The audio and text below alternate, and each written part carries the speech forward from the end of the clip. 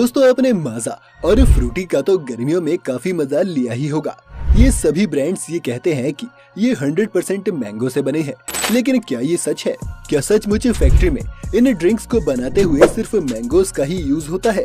और अगर ये बनती भी है तो कैसे? अगर इन जूसेस को सचमुच आमों से ही बनाया जाता है तो हर बोतल पर क्यों लिखा होता है कि इसमें आर्टिफिशियल फ्लेवर्स ऐड किए गए हैं? आखिर क्या प्रोसेस है जो पेड़ों पर लगे आमों को इन फ्रिज में पड़ी बॉटल्स में बदल देता है? आज जानेंगे हम ये सब, तो बने रहिएगा हमारे साथ वीडियो के अंत तक। वीडियो शुरू होने से पहले चैनल को सब्सक्राइब करना और बेल आइकन दबाना मत भूलिएगा। तो पहले बात करते हैं कि मैंगो को इन फैक्ट्रीज तक आते कैसे हैं। जैसा कि आपने देखा होगा कि आम के पेड़ बहुत बड़े होते हैं, इसलिए इन पर से इन आमों को निकालना भी एक बड़ा चैलेंज है। इसलिए इसमें हम हार्वेस्टिंग एड्स की मदद लेते हैं। नीचे के आमों को तो हाथ से ही तोड़ लिया जाता है, लेकिन इससे ऊपर के आमों के लिए एक पिकिंग स्टिक का इस्तेमाल होता है, जिसके आगे मैकेनिकल जॉज लगे होते हैं जो स्टेम को काट देते हैं और आम नीचे गिर जाता है। इससे भी ऊंचे आमों के लिए एक हाइड्रोलिक लेडर का इस्तेमाल किया जा सकता है, जो एक क्रेन से अटैच्ड होती है।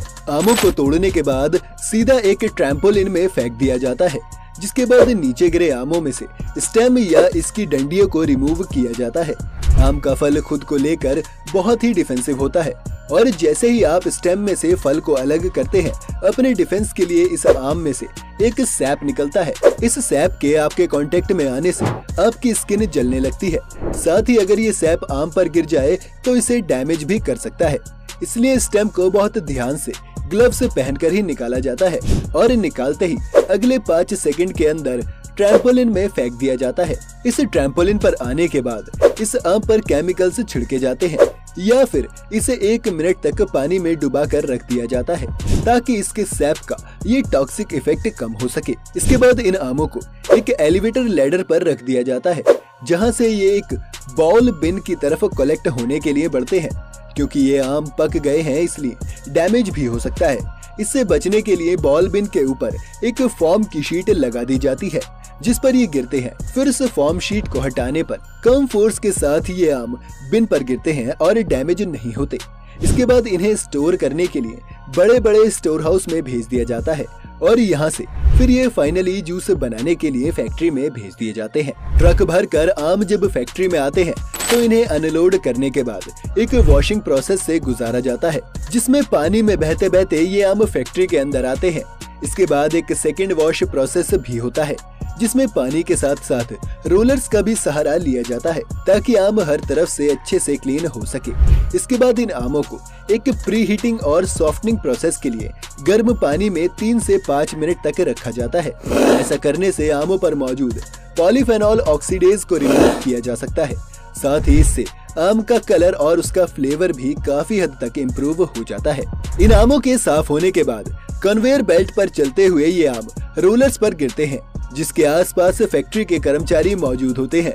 सबसे पहले ये कर्मचारी इन आमों का विजुअल इंस्पेक्शन करते हुए डैमेजेस को चेक करते हैं। अगर कोई भी आम अच्छी क्वालिटी का नहीं है या डैमेज हो गया है तो उसे लाइन से बाहर कर दिया जाता है, और बाकी आमों को उसी लाइन पर छोड़ देते हैं। फिर कर्मचारी इन बचे हुए आमों की टिप्स या ऊपरी भाग को काट देते हैं। यहाँ से ये आम कन्वेयर पर ही आगे बढ़ते हुए एक डेस्टोनिंग मशीन तक पहुँच जाते हैं। ये डेस्टोनिंग मशीन बिना किसी वेस्टेज के बहुत ही एफिशिएंट तरीके से आमों की गुठलियाँ और उसके छिलके को रिमूव कर देती है। जिसके बाद ये एक पल्पिंग और एक्सट्रैक्टर मशीन के अंदर चले जाते हैं। इस मशीन में ये आम से जूस में बदल जाते हैं। अब इसमें 2 तरह के जूसों की कैटेगरी बन जाती है, विद और विदाउट पल्प। इन दोनों ही तरह के जूसेस को निकालने के लिए अलग अलग तरह के फिल्टर से लगाए जाते हैं। इस जूस को निकालने के बाद अब बारी है इसे एक जूस डिग्रेसर में भेजने की, जहां पर इस जूस में से सभी एयर पार्टिकल्स को रिमूव किया जाता है, ताकि जूस में ट्रैप्ड ऑक्सीजन इसे ऑक्सीडाइज्ड करके खराब न कर दे। डिग्रेसिंग मशीन में ये जूस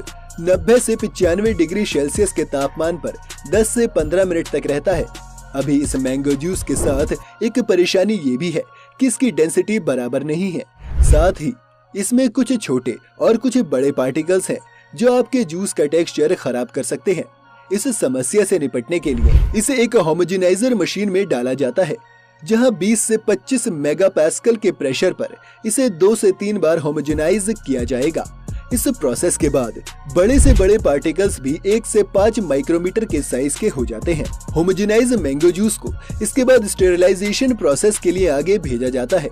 स्टेरिलाइजेशन प्रोसेस वो प्रोसेस होती है जिसमें किसी भी जूस में मौजूद हार्मफुल बैक्टीरियाज को मारा जाता है। इस जूस को स्टेरिलाइजेशन मशीन में डालकर 62 से 85 डिग्री सेल्सियस के बीच कई साइकिल्स में हीट किया जाता है और फिर जल्दी से इसे ठंडा भी कर लिया जाता है। इस पूरी प्रोसेस से जूस की शेल्फ लाइफ काफी बढ़ जाती है। इस जूस को इसके बाद बड़े बड़े स्टोरेज टैंक्स में स्टोर करके रख लिया जाता है ताकि जब सीजन खत्म हो तब भी कंपनी के पास जूस बेचने के लिए हमेशा जूस रहे। एक तरह से आप ये भी कह सकते हैं कि आप जो जूस पी रहे हैं वो फ्रेश नहीं है, बल्कि हो सकता है उसे 6 से 7 महीने पहले फैक्ट्री में बनाया गया हो। इस जूस को इतने वक्त तक स्टोर करने का एक नुकसान ये है कि जूस अपना फ्लेवर लूज करने लगता है, इसलिए कंपनी को इसमें आर्टिफिशियल फ्लेवर्स डालने पड़ते हैं और इसलिए हर जूस की बॉटल्स में आर्टिफिशियल फ्लेवर्स एडेड लिखा होता है। इसलिए नहीं क्योंकि वो जूस असली आम से नहीं बनता, बल्कि इसलिए क्योंकि इतने वक्त तक स्टोर होने के कारण वो अपना मैंगो फ्लेवर ही लूज कर देता है। खैर इसके बाद इस जूस को फैक्ट्री के बॉटलिंग प्लांट की तरफ आगे भेजा जाता है, जहाँ एक ऑटोमेटेड प्रोसेस सबसे पहले बोतल्स को धोकर अच्छे से स्टेरिलाइज कर लेता है और उसके बाद इन बॉटल्स में जूस को भरकर कैप्स को भी एक ऑटोमेटिक मशीन लगा देती है। आखिर में इन बॉटल्स पर लेबलिंग कर दी जाती है और ये जूस आपके फ्रिज तक आने के लिए अब पूरी तरह से तैयार है। तो दोस्तों देखा आपने कि कितनी मेहनत से एक आम से फ्रूट जूस बनाया जाता है और कितने स्टेप्स के बाद ये आप तक पहुंचता है। उम्मीद है इस वीडियो से आपने कुछ नया जरूर सीखा होगा। ऐसे ही और वीडियोस देखने के लिए चैनल को सब्सक्राइब करें और अगर ये वीडियो आपको पसंद आया हो तो वीडियो को लाइक करना और बेल आइकन दबाना मत भूलिएगा।